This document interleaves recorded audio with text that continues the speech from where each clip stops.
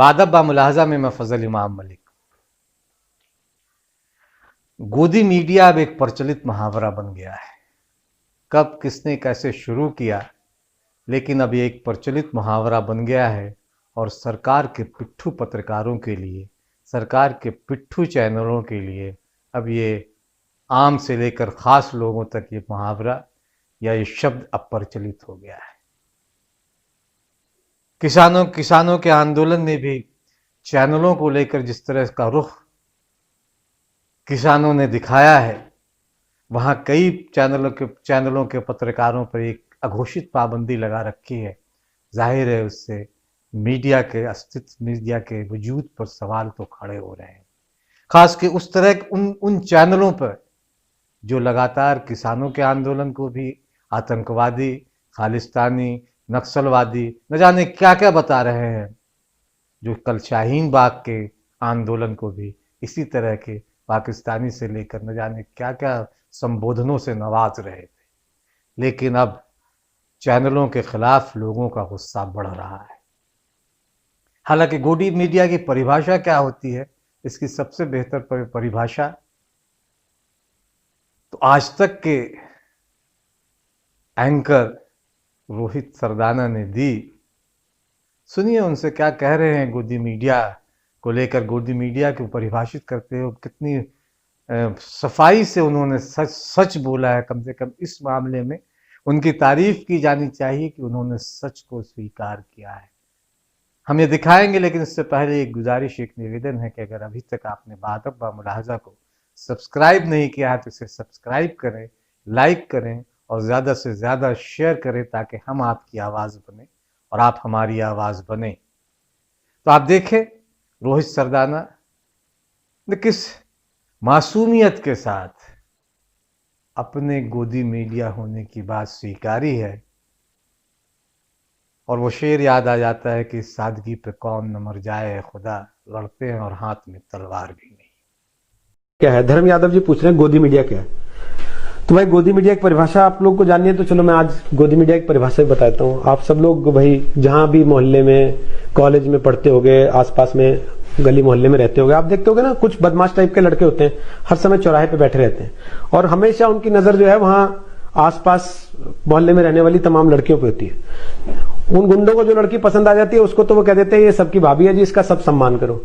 और वो अगर मना कर दे कि नहीं भाई मेरे को तुम्हारी दोस्ती पसंद नहीं है, तो वो उसको आवारा बदचलन घोषित कर देते हैं और वहां दीवारों पे जा जाके उसके खिलाफ लिख देते हैं। तो इस समय की स्थिति यही है कि जिन राजनीतिक पार्टियों की गोद में हम नहीं बैठे, वो दीवारों पे जा जाके लिखेंगे कि गोदी मीडिया गोदी मीडिया। उनका कहना हमारी गोद में बैठ जाओ, नहीं तो हम तुम्हें बदनाम कर देंगे कि तुम बदचलन हो। तो अब भाई क्या कहा जा सकता है, ऐसों से तो यार आप ही लोग निपट सकते हो, आप निपट लो। पहले भी आप निपट ही रहे हो, निपटा रहे हो उनको काफी समय से, आगे भी निपटाते रहना, क्योंकि आपको पता है कि भाई जब इनके हिसाब से बोले तो ये वाहवाही करने लगते हैं, जहां इनको सूट नहीं करे वहां तुरंत गोदी मीडिया चिल्लाने लगते हैं। तो बेसिकली इनका दर्द वही है जो चौराहे पे बैठे हुए उन मंचलों और गुंडों का होता है। ये है गोदी मीडिया की सच्चाई। बाकी तो जो है तो किसानों का आंदोलन जारी है। 20 दिन हो गए किसानों को, और लगातार इस ठंड में पूरे जोशो खरोश के साथ अभी भी उनका आंदोलन जारी है। 3 कृषि कानूनों को वापस लेने की मांग पर वे अड़े हुए हैं। हालांकि किसानों के इस आंदोलन को मीडिया का एक तबका, एक बड़ा तबका जो आजकल सरकार के साथ कदमताल कर रहा है, उनमें चैनलों की भूमिका बड़ी है। वो लगातार किसानों के इस आंदोलन को बदनाम करने में जुटे हुए हैं। लेकिन किसान चैनलों की इस साजिश को अब समझ चुके हैं।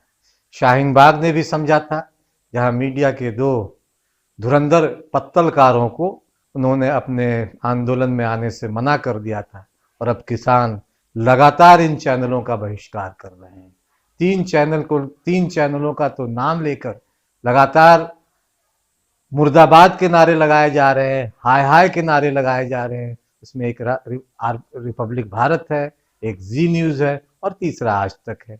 इन 3 चैनलों के खिलाफ किसान बेतरह आक्रोशित, बहुत गुस्से में है, और लगातार इनके खिलाफ इन चैनलों के खिलाफ आक्रोश फूटा पड़ रहा है।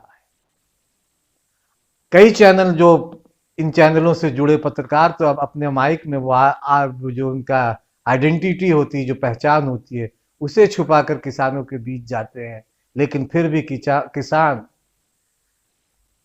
इन पत्रकारों को पहचानने में देर नहीं करते, क्योंकि किसान अब जान गए हैं कि असल पत्रकार कौन है और फर्जी और सरकार का पिट्ठू पत्रकार कौन है।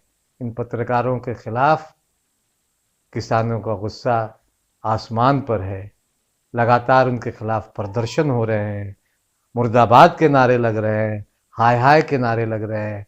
जाहिर है कि चैनलों ने की पहचान का संकट अब बेतरह सामने है। चैनलों और मीडिया को अगर इस संकट को खत्म करना है, इस अपने पहचान को बचाना है, पहचान को बनाए रखना है, तो उन्हें लोकतंत्र का चौथा स्तंभ बनना होगा।